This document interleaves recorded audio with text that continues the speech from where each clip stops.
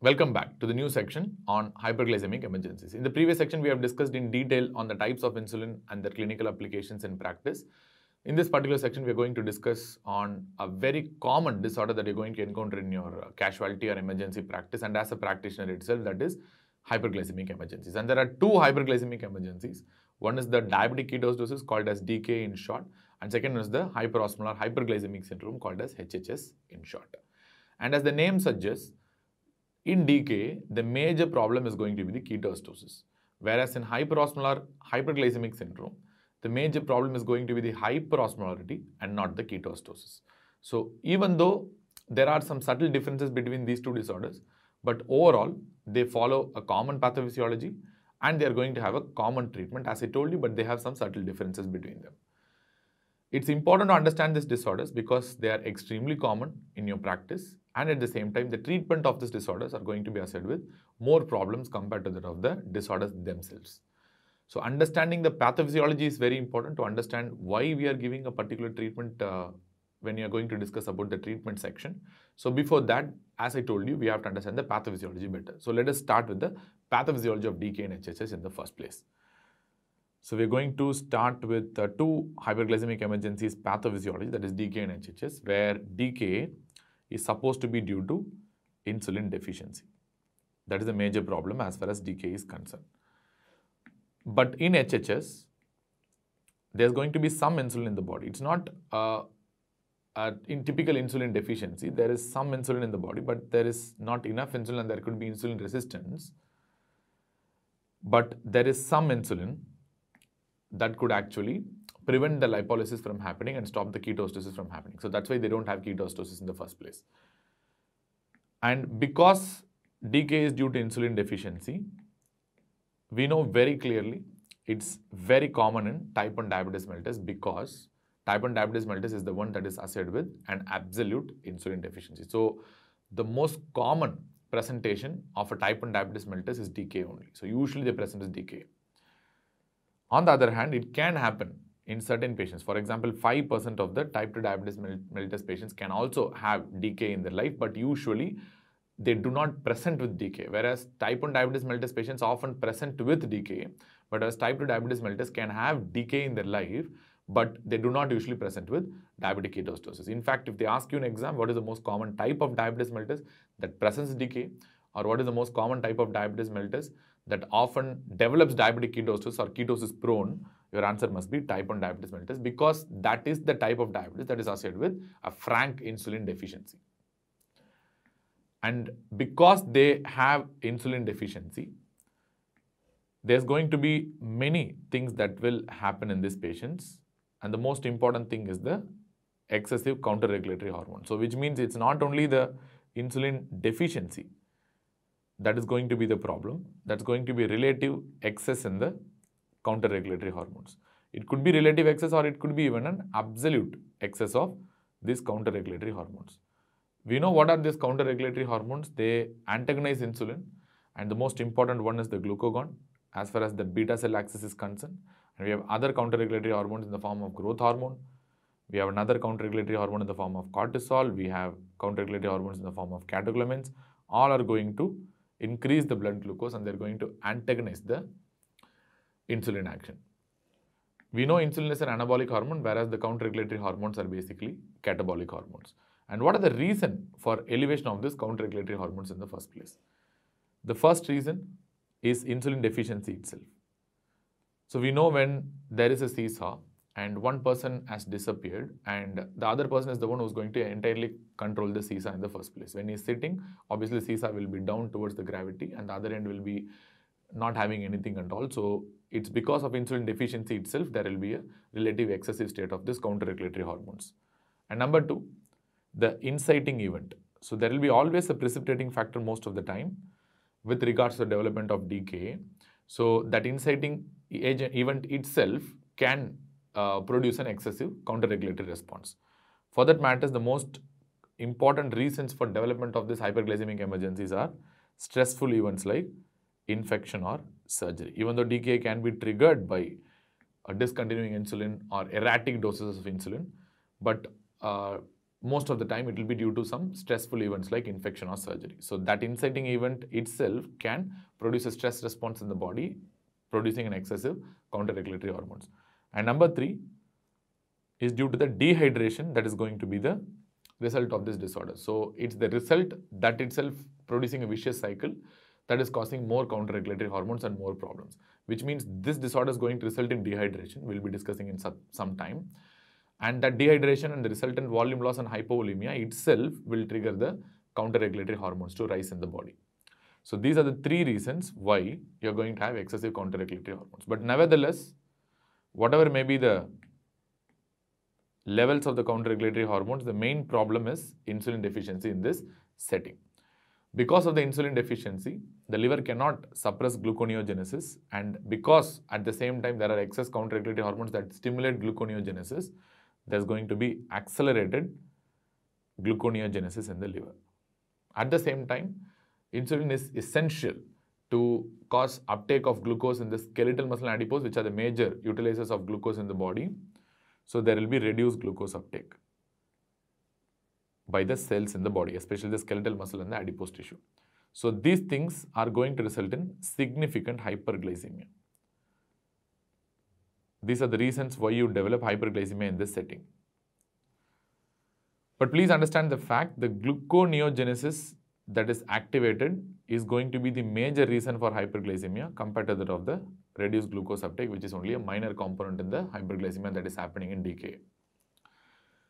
So this hyperglycemia is going to result in significant glycosuria, because we know the urinary threshold for glucose is 180 milligrams per deciliter in the blood. So if the blood glucose exceeds 180 milligrams per deciliter, the kidneys can no longer absorb glucose and they will be coming out in the urine as urinary glucose in the form of glycosuria.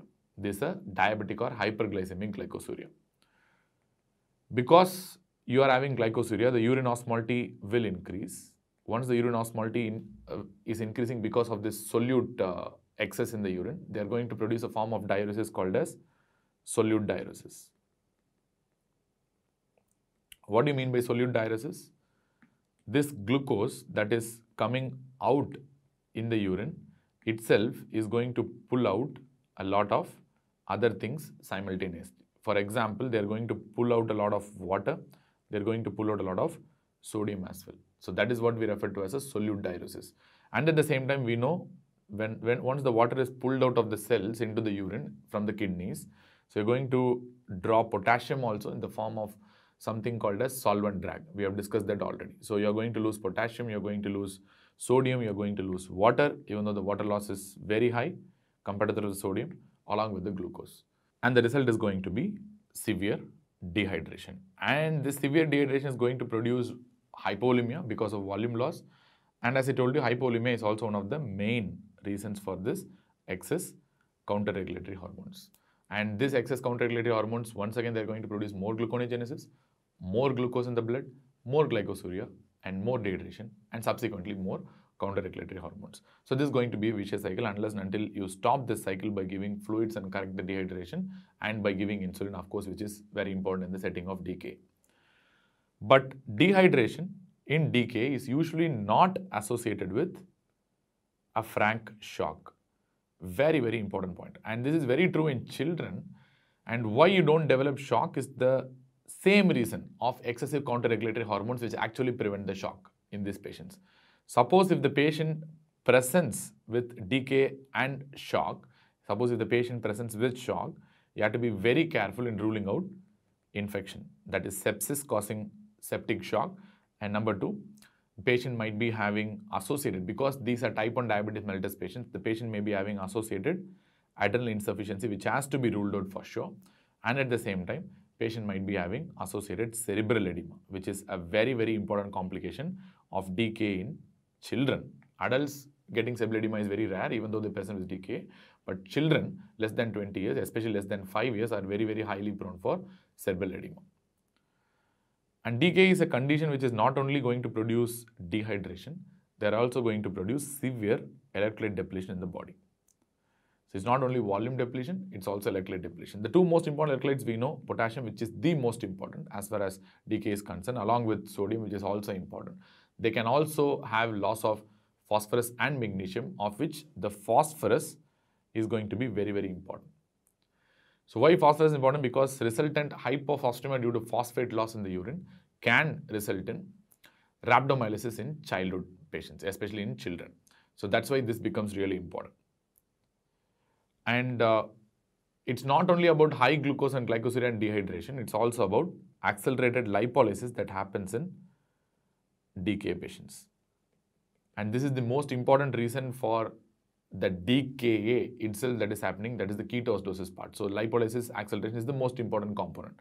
So to understand this, we have discussed in detail about that. So let me tell in a short detail for those who are watching for the first time. So we have a very important catabolic hormone within the adipocyte called as hormone sensitive lipase. We know this hormone sensitive lipase is inactivated by insulin or inhibited by insulin, and it is activated by the counter regulatory hormones like glucagon and catecholamines. Catecholamines are very important in this regards. Because in DKA, there's going to be absolute or relative insulin deficiency and there's going to be excessive counter regulatory hormones. The hormone sensitive lipase is going to become really, really active, which is going to be converting the triglycerides that is present within the adipocytes to free fatty acids. So there's going to be excessive free fatty acids in the body. And the free fatty acids that are circulating in excess, they're going to be converted to ketone bodies in the liver. Normally, free fatty acids will be taken for triglyceride synthesis in the liver if there is sufficient amount of insulin. If there is no insulin, then the free fatty acids will be actually used to produce the ketone bodies in starvation states, which we know already. So acceleration of lipolysis is going to produce more free fatty acids. More free fatty acids will be taken by the liver to produce more ketone bodies. And what are the ketone bodies that are generated in patients with DKA or any fasting or starvation state? The most important is the beta hydroxybutyrate, which is going to be the most important ketone body compared to that of acetoacetate. And acetoacetate can spontaneously get converted to acetone, and this increase in acetoacetate, beta hydroxybutyrate and acetone is one of the quintessential factors that is happening in diabetic ketoacidosis patients. And this acetone is the one that gives the characteristic sweet smell or fruity odor in patients who are suffering from DKA. But if you ask what is the most important ketone body that is seen in DKA patients, that is beta hydroxybutyrate. Because beta hydroxybutyrate and acetoacetate are usually seen under normal circumstances at a ratio of 1:1. But in patients with diabetic ketoacidosis, the ratio can become as high as 10:1, which means beta hydroxybutyrate is going to be the most important. But unfortunately, our urine assays are able to pick up only acetoacetate and acetone. And whenever you are doing a urine test in DKA to pick up acetoacetate and acetone, you might get positive result, but it can grossly underestimate the background ketoacidosis because in DKA, there is lesser acetoacetate relatively in comparison of the beta hydroxybutyrate. So testing the plasma beta hydroxybutyrate is going to be the most important as far as the treatment effect in DKA is concerned. And at the same time, to diagnose as well as for the treatment, the plasma beta hydroxybutyrate is going to be the most important. So this ketoacidosis, the ketone bodies producing acidosis, because these are acidotic compounds, so they result in acidosis also, is the main reason for certain problems that you're going to encounter in DKA in the clinical practice, like abdominal pain that the child and the adult experiences is due to the ketoacidosis, and the shortness of breath. In the sense, this is not a shortness of breath that is due to oxygenation problem, it is due to the acidosis. And because of the acidosis, to expel this excessive acid in the form of carbon dioxide, they're going to have a very deep and rapid breathing. That's called a deep labored breathing, called as Kussmaul's type of breathing or Kussmaul's respiration. That is due to the acidosis produced by these ketone bodies. And at the same time, as I told you, these patients can have a sweet odor or a fruity odor because of the acetone.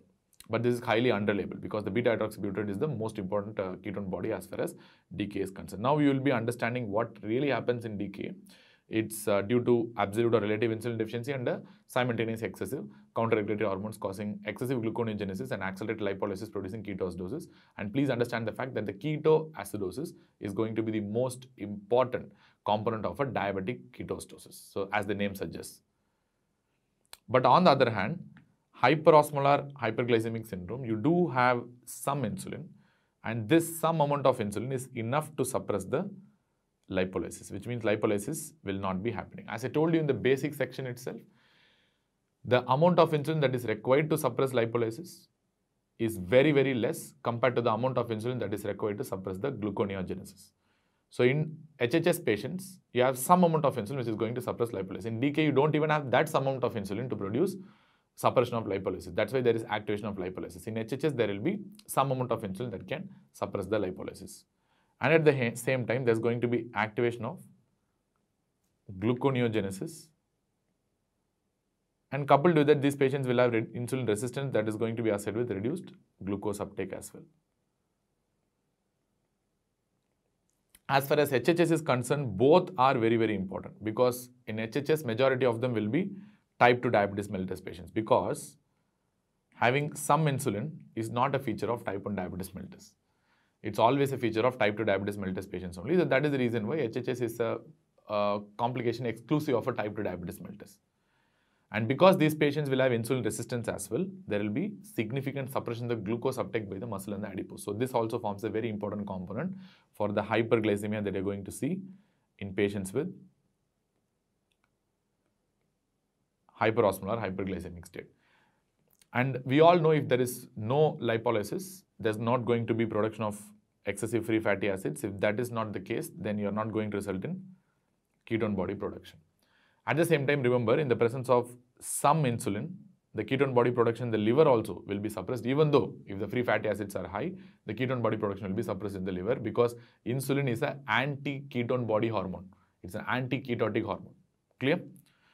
So the major problem in HHS is going to be the hyperglycemia, and it happens slowly over a period of time. Most often, DK is a very acute process happening within 24 to 48 hours, whereas HHS is a more subacute process happening over days to weeks. It cooks over some time. So the glucose starts increasing, and they produce serious glycosuria, and they're going to produce same problem, that is solute diuresis. And because of that, you're going to result in significant dehydration, volume loss and hypovolemia, and at the same time, you're going to result in significant electrolyte depletion as well. But please understand the fact, the amount of hyperglycemia that you encounter in patients with HHS is very, very high. Like for example, in DK, the usual serum glucose will be in the range of 250 to 400, somewhere around. But whereas in HHS patients, the glucose will be usually in the range of 800, 900. So it will be very high glucose. To get that high amount of glucose, it takes some period of time. So that is the reason why HHS is often subacute in nature rather than DK, which is acute in nature. And at the same time, this severe hyperglycemia is going to result in severe hyperosmolarity as well. So very high serum osmolality. That is a problem here. So this hyperosmolality itself can result in CNS complications and encephalopathy. So we know very well that if there is a cell, and outside if you are going to have very high osmolarity, that will result in cellular dehydration, which means the water is going to move out of the cell. So in the sense, there will be cellular dehydration, the cell will shrink, and that is the reason why these patients can result in CNS complications, because the cell that responds dramatically to these changes in osmolality is the neuron, brain cell. So that is the reason why they can usually present with encephalopathy. That's why previously it was also referred to as hyperosmolar non-ketotic coma, HONK coma. So that's the other name that was given for that. But anyways, we know now the problem is something very simple, that is severe hyperglycemia. That's the problem resulting in hyperosmolality. But you don't develop any ketoacidosis. So absolutely there is no ketoacidosis in these patients. It's only the hyperosmolality that is the problem in these patients. You can ask me one more question. Sir, you told hyperglycemia is there in patients who are suffering from DK also. Won't it raise the serum osmolality? Yes, it can also raise the serum osmolality, but the serum osmolality rise in DK is lesser compared to that of the HHS. That's why the major problem in HHS is hyperosmolality. That's why the name suggests hyperosmolar hyperglycemic state. So in patients with DK also, this hyperosmolality can result in encephalopathy, which means it's not like DK patients won't have encephalopathy. DK patients also can have encephalopathy, but the ketoacidosis is the prominent finding. Whereas in patients who are suffering from HHS, ketoacidosis is not at all a problem, and hyperosmolality is the most important problem resulting in encephalopathy. Clear? So compared to DK, HHS patients will not have ketoacidosis, will not have that Kussmaul's type of respiration, will not have that fruity odor, and will not have that abdominal pain. But they will be having more dehydration, more hyperglycemia, more glycosuria, and more electrolyte depletion. And at the same time, they'll be having more CNS complications as well. So this is the major difference between DK and hyperosmolar hyperglycemic state. And let's move on to discuss the problems in DK in a more scientific and understandable way. So we know the patients with DK as well as HHS are going to have dehydration. But let us restrict our understanding to DK first. So what is the level of dehydration that you expect in a DK patient? It's approximately to a tune of 5 to 10% is what the level of dehydration is in these patients. And one important point that you have to understand is the fact that clinically, the amount of dehydration in DK patients tends to get overestimated. So why you tend to overestimate clinically? That is because of the acidosis that these patients are having. Because of the acidosis these patients are having, the mucous membranes will be a little bit dry. Because of acidosis, they will be hyperventilating. And because of the same, because the constant movement of air in and out of the respiratory tract, the mucous membranes may appear a little bit drier than they really are. So that's the reason why it tends to get overestimated. So I can shrink the circle a little bit. Actually, the dehydration in DK tends to get overestimated than what it is really present. But it's the opposite in HHS patients. HHS patients tend to have more dehydration to a tune of 10 to 15% more than DK. We know that already, and they're going to have more electrolyte losses, which I have discussed already. But dehydration in HHS patients tends to get underestimated rather than overestimated because of the absence of acidosis. Clear? So patients with DK tend to have clinical overestimation of dehydration, whereas patients with HHS tend to have a clinical underestimation of their dehydration. So now we are restricting DK. Now let us move on to the sodium loss and the hyponatremia. But it's very important to understand the fact that this hyponatremia tends to get overestimated once again in patients with DK, diabetic ketoacidosis. So I can shrink the circle again. So dehydration tends to get dehydration as well as this hyponatremia tends to get overestimated in patients with diabetic ketoacidosis. Before understanding why it tends to get overestimated, we also have to answer the question why there is hyponatremia in DK patients or any hyperglycemic emergency for that matters. The first number one reason, the most important reason is hyperosmolar hyponatremia, which means the hyperosmolarity caused by huge glucose levels itself will result in hyponatremia. And this is also referred to as a false hyponatremia. There are two types of false hyponatremias. One is the pseudo hyponatremia and second one is the hyperosmolar hyponatremia. Both are false hyponatremias, the details of which I have told already in the sodium balance section itself. And the second reason for developing hyponatremia is the fact that these patients will have a sodium loss, actual sodium loss. So total body sodium itself is a bit low in these patients. And at the same time, these patients tend to have elevated ADH levels. This high ADH levels can be due to some underlying precipitating cause itself. I told you DK and HHS are often due to some precipitating cause like infection and surgery. So that itself can result in excessive ADH by a mechanism called SAADH, abnormal elevation of ADH.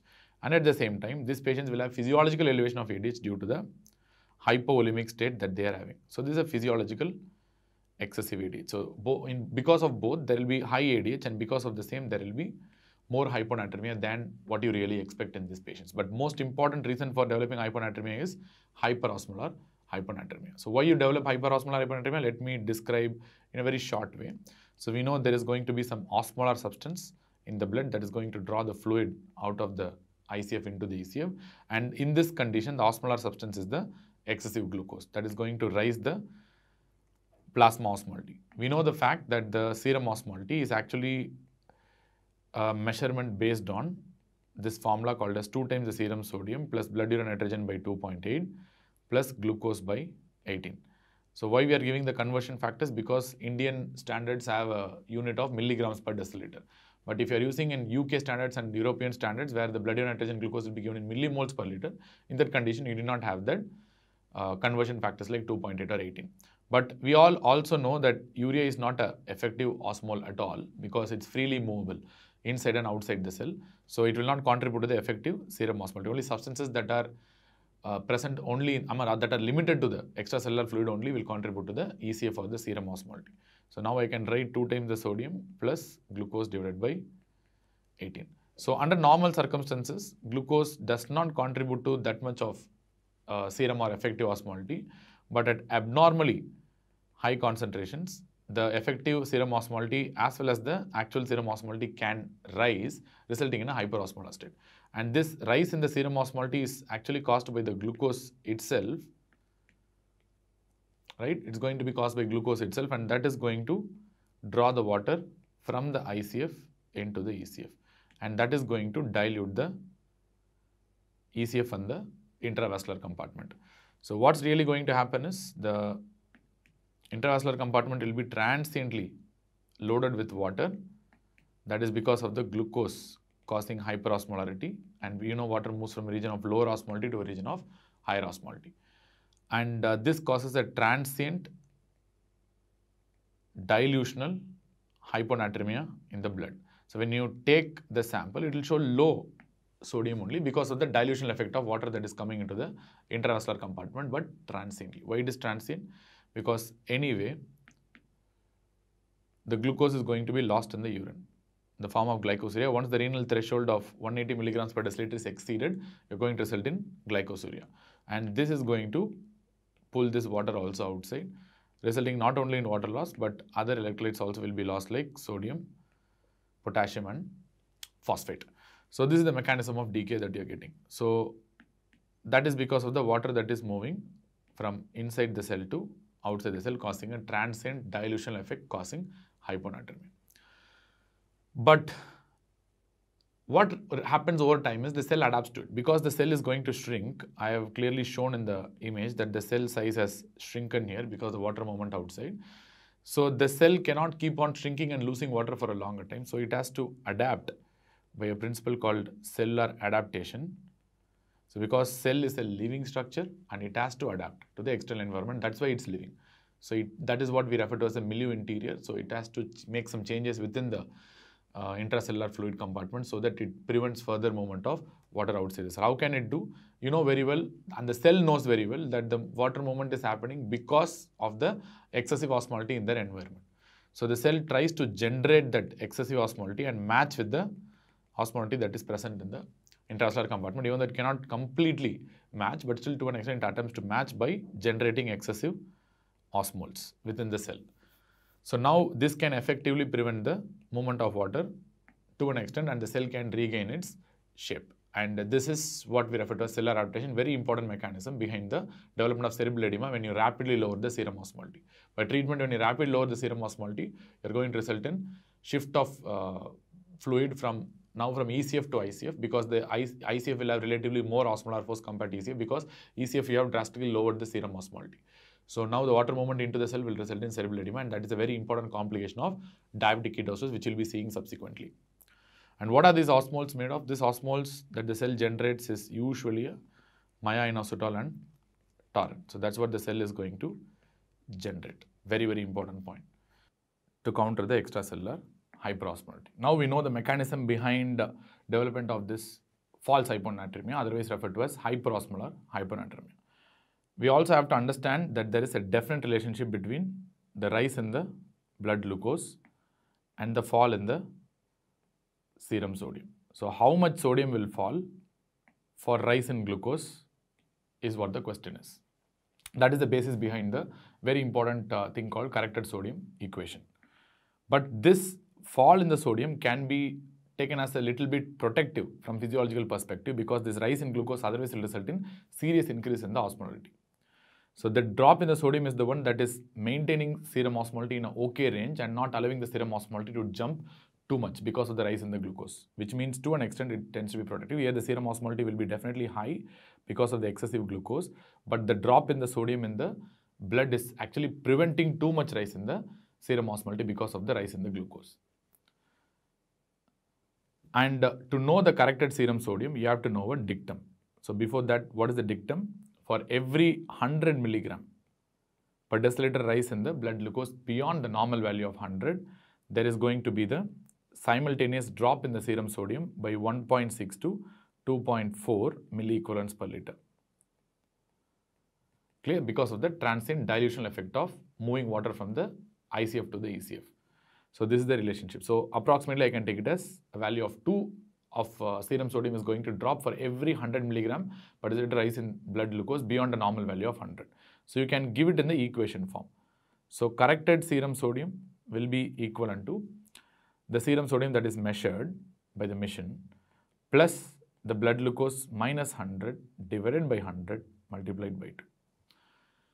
So what is the idea behind this corrected sodium? So the corrected sodium will give you the sodium value that will be the sodium value if the patient's glucose was normal. That's the idea.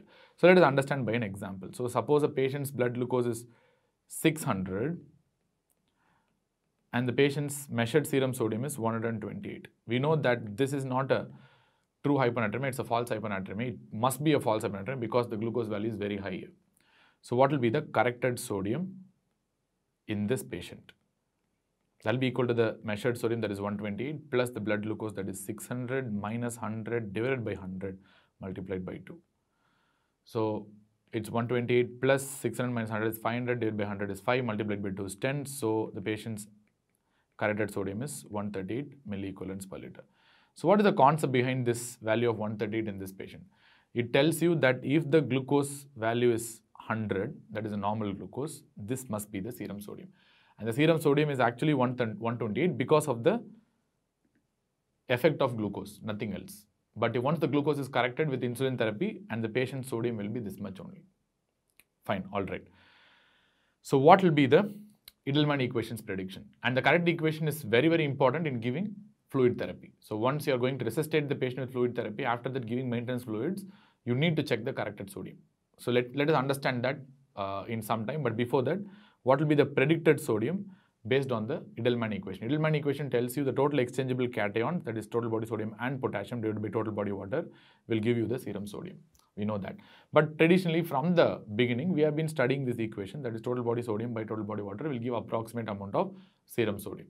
So we know in DKA patients, the total body water is going to be low for sure because of the osmotic diuresis. And at the same time, the total body sodium is definitely low, making the patient hypovolemic for sure. And the patient will be dehydrated. But again, the serum sodium will not predict the volume status. We know that already. It's total body sodium that's going to predict the volume status, which means definitely the patient will be hypovolemic in DKA or HHS. No doubt about that. But the serum sodium is highly variable. Why? Because the serum sodium depends on how much sodium is lost. If the sodium loss is disproportionate, you will result in hyponatremia or hypernatremia. If the sodium loss is proportionate, you will result in normonatremia. Suppose let us assume if the sodium loss is disproportionately lower compared to that of the total body water loss, you will result actually in a hypernatremic state. On the other hand, if the total body sodium loss is equal to that of the total body water loss, you will result in a normonatremic state. Or if the total body sodium loss is disproportionately higher compared to that of the total body water, you will result in a hyponatremic state, which means the patient can exhibit hypernatremia, hyponatremia or eunatremia according to the Edelman equation in a patient who is suffering from DKA or HHS. But all these things you will not see clinically, and what you are going to see actually is the hyponatremia only. And the hyponatremia is due to only one reason, that is your high glucose. That's all. Clear? So actually the underlying condition can be either hypernatremia, eunatremia or even hyponatremia. But the patient's blood will always show, almost all the times, will show hyponatremia only. So that is the basis of fluid therapy. So a patient coming with DKA and HHS will surely be dehydrated and severely hypovolemic at the time they come because they are lost a substantial amount of sodium in the urine along with water. So you have to resuscitate this patient first. Obviously, the total body sodium is low and the fluid of choice for resuscitation is going to be isotonic saline. So once you have resuscitated the patient and the patient volume status have now become normal, now obviously you will be starting with insulin infusion. So that is the basis of this flip therapy in hyperglycemic emergencies. FL stands for fluids, that is the first therapy, and I stands for insulin. Obviously, you will start with insulin. I'll tell you more about that. And obviously, you need some potassium because of some problems which I'll be describing in some time. So first is always the fluids. After 30 minutes and 60 minutes of fluid resuscitation only, you are going to start with insulin. So now once the patient is volume replete, what fluid to give is a big question. Now whether to give hypotonic fluid or a isotonic fluid, it depends on the corrected sodium. That's why the corrected sodium is very, very important. Suppose if the corrected sodium is low, that is less than 136, in that condition we know very well low sodium can happen according to Edelman equation only if the sodium loss is disproportionately higher. So which means if the corrected sodium is low, the sodium loss is disproportionately higher and the patient is grossly hypolimic, in this setting you are going to continue maintenance with isotonic saline only. Suppose if the serum corrected sodium is normal or increased, which means giving subsequent insulin will definitely reduce the blood glucose and they are going to reduce the osmolar force exerted by the glucose. In that setting, the sodium is automatically going to rise, so you will actually end up in a hypernatremic state after lowering the blood glucose. So in that setting, you have to give 0.45% NaCl, that is half normal saline only. That is the fluid of choice. So your fluid choice will completely be dependent on the corrected sodium after the initial fluid resuscitation. Fine. Suppose you can tell in resource poor setting. Suppose if I am living in a resource poor setting, my sodium values will not be available that fast and quick. So in that setting, I can take arbitrary CBG cutoff of 250. Once the CBG goes below 250, I can assume that the corrected sodium would have become normal at that point and further lowering of blood glucose will result in hypernatremic state. So I will be starting with a half normal saline. So CBG value of 250 can be taken as a cutoff if you are living in a resource poor setting where serum sodium are not available immediately. But if your serum sodium values are available immediately, you have to use the corrected sodium measurements and then only you have to guide the maintenance fluid choice. But initial choice for resuscitation is always normal saline only. Clear? So that is why the corrected sodium is really, really, really important. And now let us move to the other electrolytes in the form of potassium loss. Please understand the fact that potassium loss in DK is substantial and especially in HHS is even more substantial and the actual potassium loss is much higher than the potassium loss that you are estimating. So usually in DK and HHS you tend to underestimate the potassium loss. You don't tend to overestimate, you tend to underestimate the potassium loss. Why? That is because the serum potassium is highly variable in a patient with DK and HHS. Especially in a patient with DK, the serum potassium is highly, highly variable. Why? So first, the patient will be having depleted total body potassium. In fact, the patient may have an entire total body potassium that is depleted, not entire total body potassium, entire ECF potassium that may be depleted in a patient with a DK or HHS. But they may have a normal serum potassium. How? First, let us understand what are the reasons behind this potassium loss. Reasons behind this potassium loss. Obviously, the reason number one is going to be the solvent drag. That is osmotic diuresis causing solvent drag, and that itself is going to produce a substantial amount of urinary potassium loss. Number two, this happens typically in DK only. That is because of the excess ketone bodies, beta-hydroxybutyrate and acetoacetate in the urine, which is nothing but anions. These are non-absorbable anions. I told you once the non-absorbable anions increase in the urine, they are going to create something called a apical membrane negativity because these are non-absorbable negative charges, anions. And the apical membrane or the luminal membrane of the distal nephron is going to become more negative. That's going to suck the potassium out of the principal cells, resulting in more urinary potassium loss causing hypokalemia. Not hypokalemia to be honest, but causing more potassium loss. So there will be increased urinary potassium loss resulting in a gross loss of potassium from the patient, and in fact the patient would have lost entire ECF potassium in patients with DKA. But the serum potassium is highly variable. It can be normal, it can be increased, or it can be even decreased. So how is that possible? That is because of the other effects that are altering the serum potassium. Even though there is a continuous loss of potassium that is happening in the urine, there is a constant movement of potassium from the ICF to the ECF. So that will actually sometimes maintain the serum potassium, or even the serum potassium may be high depending on which is more. Either the urinary loss is more or the movement from the ICF to ECF is more. Depending on that, your blood potassium may be higher, normal, or even low. Obviously, we know the factors that are going to move the potassium from inside the cell to outside the cell. The number one being insulin deficiency without a doubt. Insulin is a very important hormone that's going to move the potassium from ECF to ICF through activation of sodium potassium ATPase. Insulin deficiency is a reverse scenario where potassium is going to flow from inside the cell to outside the cell.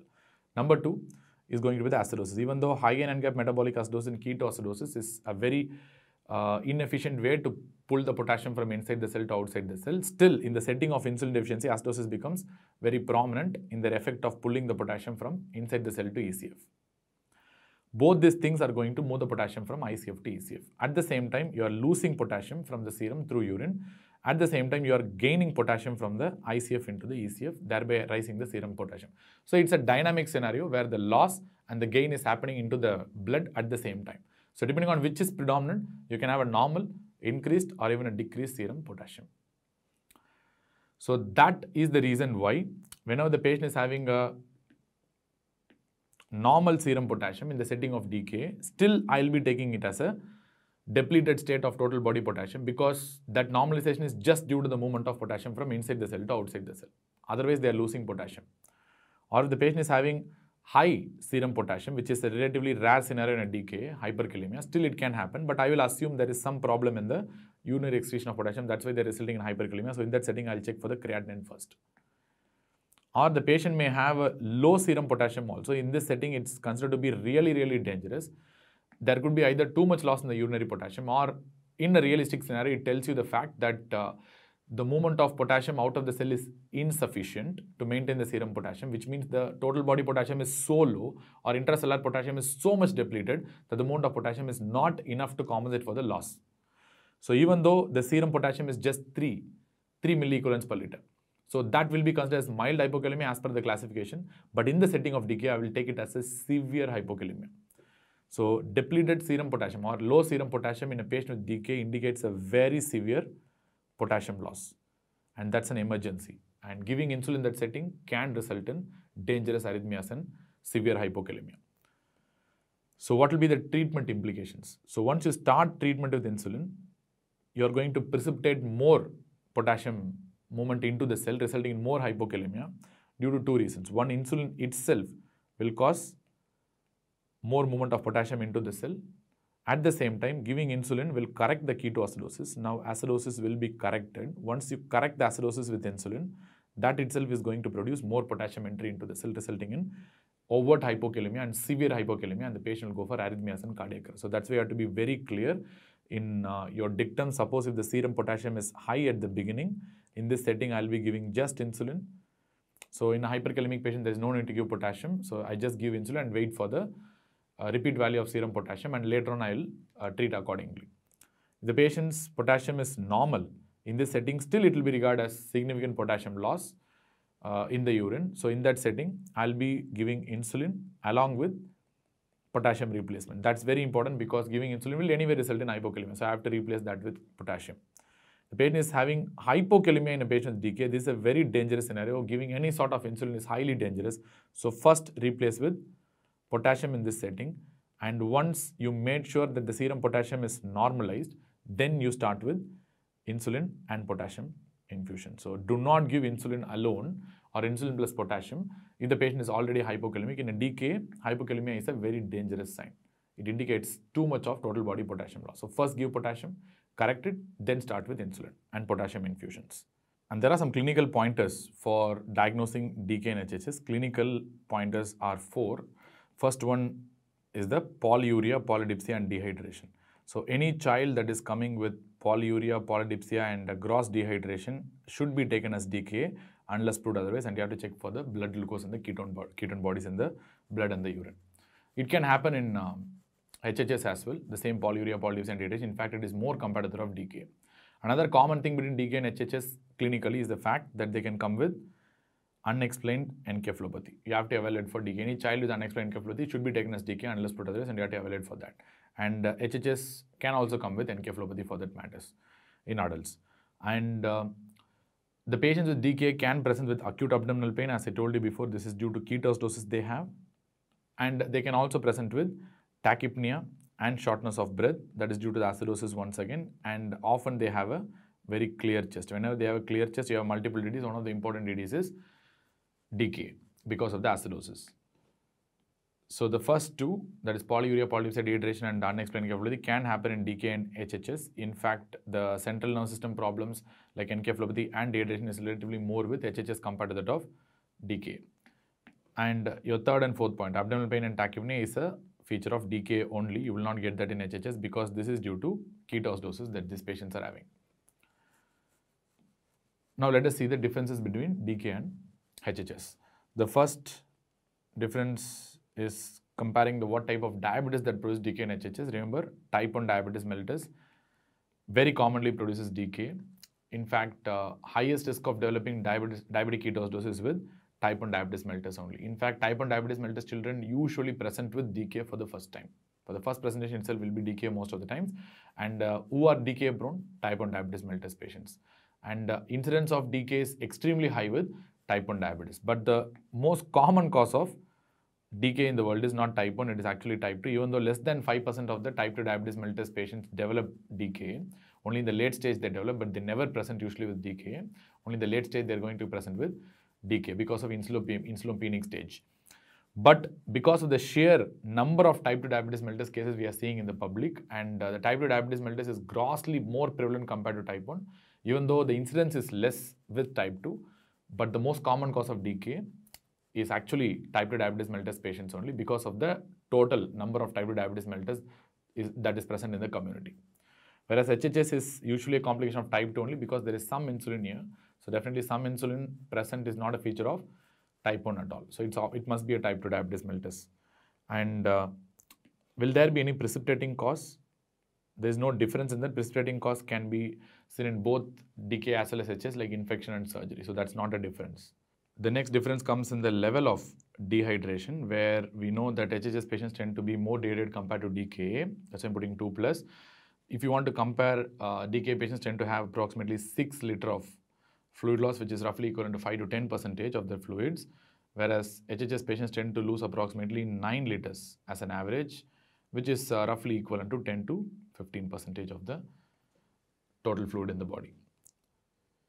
And comparing the sodium loss, we know it's going to be more, and electrolyte loss as a whole is going to be more with HHS compared to DKA, where the sodium loss is approximately 6 to 10 millimoles per kilogram in DKA patients, whereas it is approximately 5 to 13 millimoles per kilogram in patients with HHS. It's slightly higher in HHS. And what about the potassium loss? Potassium loss, once again, is going to be a little more with HHS, whereas potassium loss in DKA patients is going to be 3 to 5 millimoles per kilogram, whereas in HHS, it's approximately 4 to 6 millimoles per kilogram as an average. And there is going to be phosphate loss as well. Phosphate loss can be almost equal between them, where it is approximately 5 to 7 millimoles per kilogram, whereas in HHS, it's 3 to 7. I can write 5 to 7 millimoles per kilogram as well. It's almost equal. Even though phosphate loss is little similar, we know that phosphate less than 1 milligrams per deciliter is a very high risk for developing rhabdomyolysis in these patients, especially adult patients with HHS and children with DKA less than 20 years, high risk of rhabdomyolysis, especially when they come for the first time. Rhabdomyolysis risk is a little higher with HHS, even though there is no significant difference in the phosphate loss in these patients, still a little higher with HHS compared to DKA patients. And what about the abdominal pain in these individuals? Abdominal pain is a feature of DKA, very unlikely to happen in a HHS. And encephalopathy can happen in both, even though the risk of encephalopathy is more with HHS because of the hyperosmolality, which is more in HHS patients. And what about the fruity odor in the breath? That is a characteristic feature of DKA, not a feature of HHS at all. What about hyperventilation, tachypnea and shortness of breath? Once again, characteristic feature of DKA, not a feature of HHS.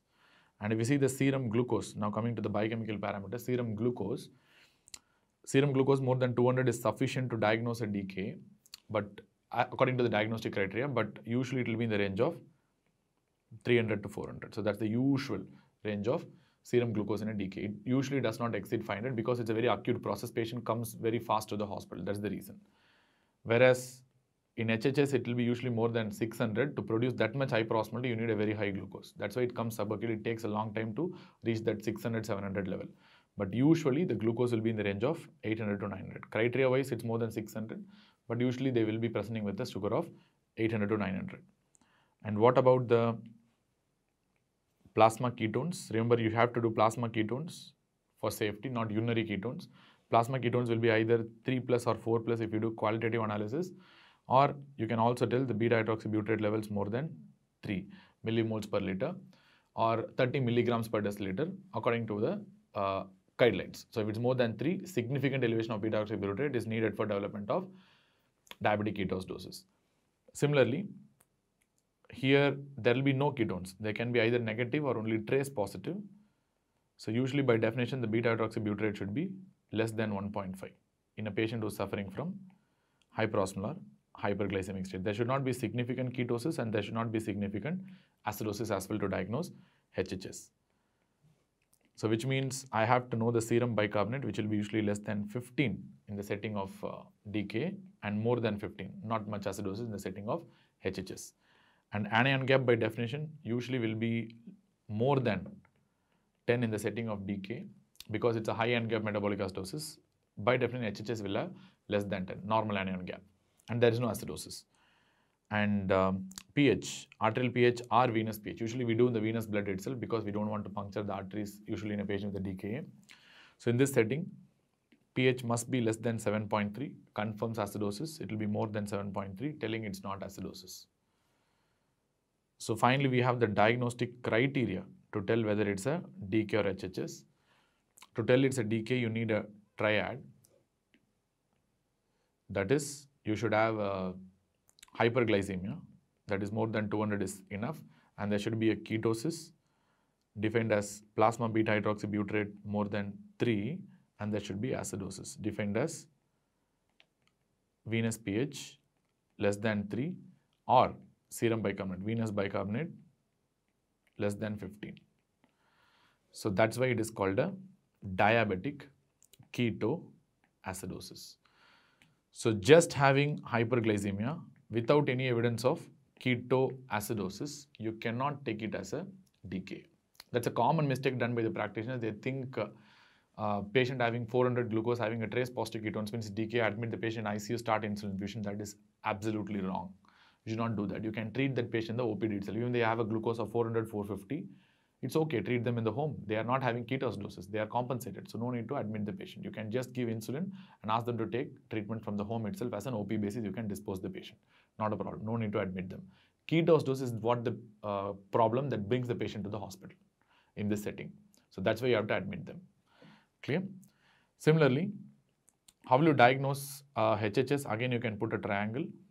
Here the glucose level should be extremely high. That's a rule because without such a high glucose, you cannot develop HHS, hyperosmolality. So more than 600 by definition, it will be usually in the 800, 900. I've seen 1400 milligrams of glucose as well.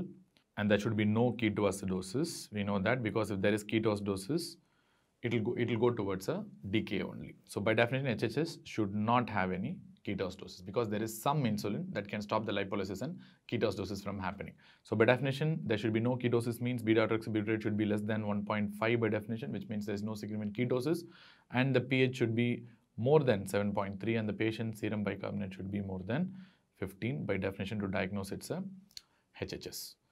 And number 3, patient should have hyperosmolarity. That's the defining feature of HHS, where the serum osmolality by definition should be more than 320 milliosmoles per kilogram. So, and having known about the differences between DK and HHS, we have to discuss about the DK in a slightly more detail because there are some classification systems also.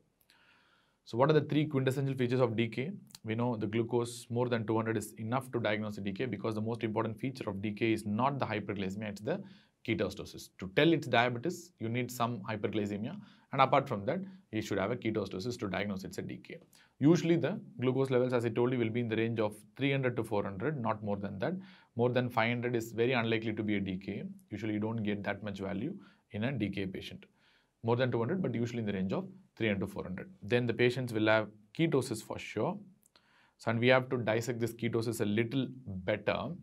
And how will you identify this ketosis is by doing either a urinary ketone test or a plasma ketone test. In general, plasma ketones measures the beta hydroxybutyrate beta-hydroxybutyrate, and the urine tests are going to use something called nitroprusside method, which is the same principle as that of the Rothera's test, which you have discussed already. So it's going to use the nitroprusside dipsticks to detect the ketones. So which means nitroprusside test, already we saw that they're going to detect only acetoacetate and acetone. And here the important ketone is the acetoacetate, because acetone is not that important, because acetoacetate is the one that spontaneously get converted to acetone to an extent. So the acetoacetate is the more important. So nitroprusside tests that we use for the urine detection typically relies on the amount of acetoacetate and probably the acetone that is excreted in the urine. But we also know two facts, that beta-hydroxybutyrate is the major ketone that is excreted in the DKA. So beta-hydroxybutyrate is 2. Acetoacetate ratio normally should be 1:1, but in DKA patients it goes to a very high value of 10:1, which means the beta-hydroxybutyrate is the most important ketone body as far as DKA is concerned. But by measuring acetoacetate, either we'll miss the early part of the ketosis or we might underestimate the ketosis. So that is one problem that's happening. And the second problem is giving an insulin therapy will push towards production of more acetoacetate, because they will convert the beta-hydroxybutyrate to acetoacetate, which means there can be persistent rise or even a paradoxical rise in acetoacetate in the urine, and the ketone bodies may look paradoxically elevated once you start the insulin treatment when you are doing a urine ketone. So these are the pitfalls. All the pitfalls I have told you already. So what are the pitfalls? Pitfall number 1 is the point that they have a delayed rise, because in the early part only beta-hydroxybutyrate will rise and acetoacetate may not rise. So you might miss very early ketosis and ketoacidosis. Number 2, you are going to grossly underestimate the magnitude of ketoacidosis that is happening, because you are measuring acetoacetate, which is only 1/10 in comparison to the beta-hydroxybutyrate. So you are going to underestimate the magnitude of background ketoacidosis. Number 3, there could be persistent rise of acetoacetate and positive ketone bodies in the urine despite treatment. Despite starting treatment with insulin therapy, there could be a persistent rise. In fact, sometimes even after starting insulin, there could be a paradoxical rise in the urinary ketone. So it cannot be used as a marker of treatment.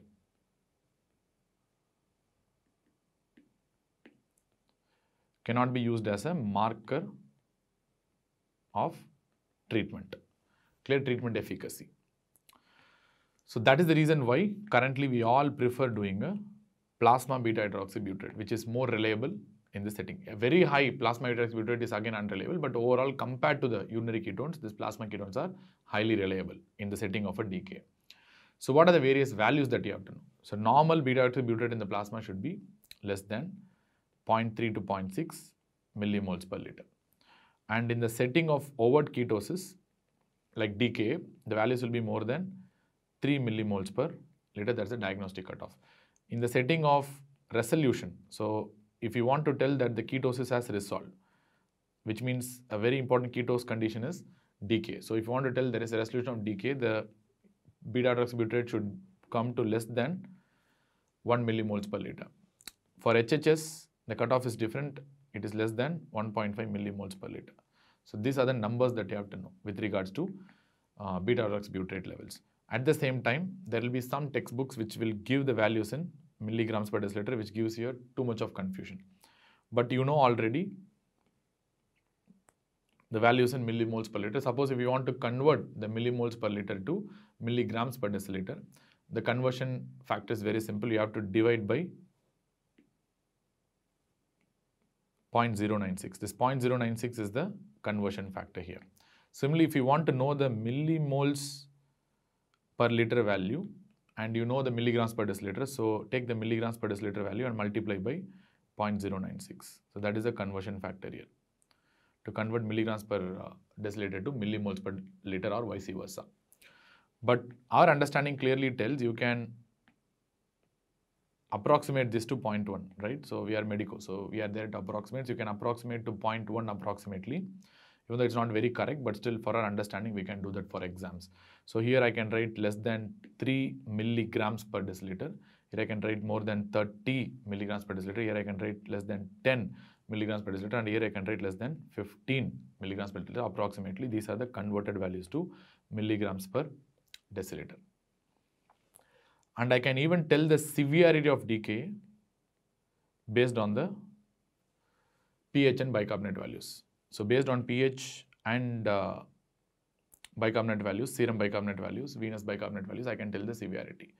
So if the pH is in the range of 7.2 to 7.3, and if the bicarbonate is in the range of 10 to 15, I can call it as a mild decay. If the pH is in the range of 7.1 to 7.2 and bicarbonate is in the range of 5 to 10, I can call it as a moderate decay.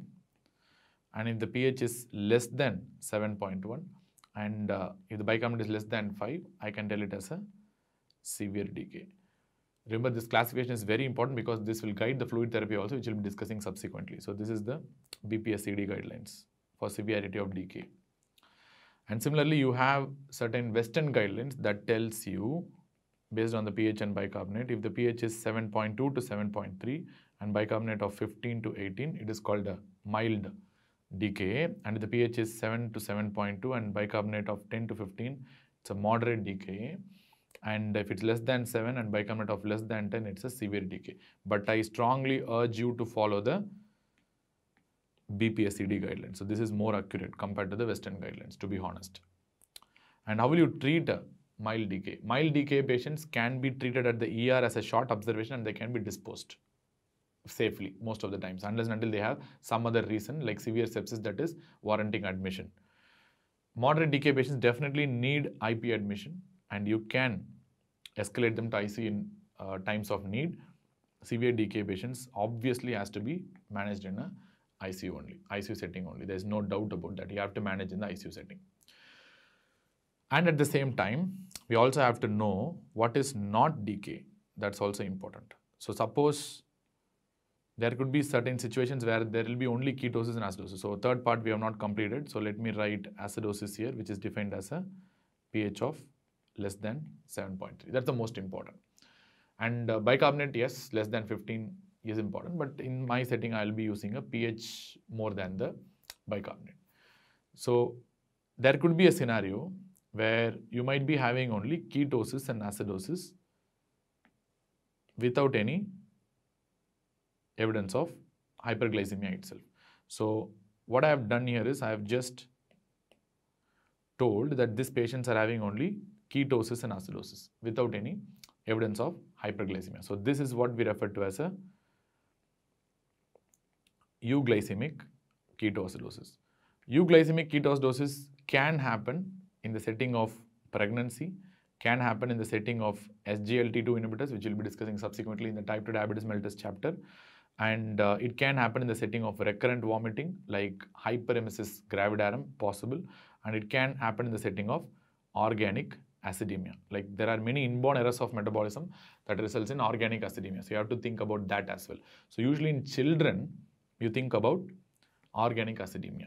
In adults, you think about pregnancy, SGLT2 inhibitors and recurrent vomiting. So this is point number 1. And number 2, there could be certain scenarios where the patients will be having only hyperglycemia and ketosis. So they will be having only hyperglycemia and ketosis. So hyperglycemia and ketosis, which means there is no acidosis. So this cannot be taken as a decay. So they are having only hyperglycemia and ketosis. So this is usually the case if the patient who is having a type 1 diabetes mellitus not resolving adequate insulin, not receiving adequate insulin therapy. So these patients need not get admitted once again. It's just because of the mild insulin deficiency that they are having. Because of inadequate insulin, you are seeing this picture. So you can manage as an OPD based insulin. Just you have to increase the insulin in this condition. Apart from that, you don't need anything else. So no need to admit these patients, and these patients are not diabetic ketoacidosis. And finally, you have a condition where you might be having acidosis and hyperglycemia, but there is no ketosis. And again, this cannot be taken as a ketoacidosis in the first place. So these patients are having only acidosis and hyperglycemia, and this cannot be taken as a DKA. Please understand the fact that this is very common in the setting of a stress hyperglycemia. Very commonly you will encounter this in the ICU settings. It's a stress hyperglycemia. Patient may have acidosis because of the background hypoxia, and patient will have hyperglycemia also. That is because of the counter-regulatory hormones, but there will be no ketosis because there is enough insulin to prevent the ketosis in their body. So this often you will encounter in the stressful states like in ICU. So you have to know what is DKA, what is not DKA, and how to treat DKA and how to classify the DKA severity. So high glucose with ketosis and acidosis is DKA. Only ketoacidosis with normal glucose, still you have to think about euglycemic ketoacidosis. High glucose with ketosis alone, think about type 1 diabetes mellitus patient receiving inadequate insulin. So just increase the insulin as an OP basis itself, no need to admit them. And having high glucose and acidosis but no ketosis usually happens in the setting of a stress hyperglycemia. That's all. So final take home point is the fact that just because the urinary ketones are positive, just because the patient is having ketosis, do not admit the patient unless and until you analyze the patient properly and diagnose a DKA in that patient. That's the take home point. So let us stop with this, and in the next section we are going to discuss on the management of this hyperosmolar conditions in detail.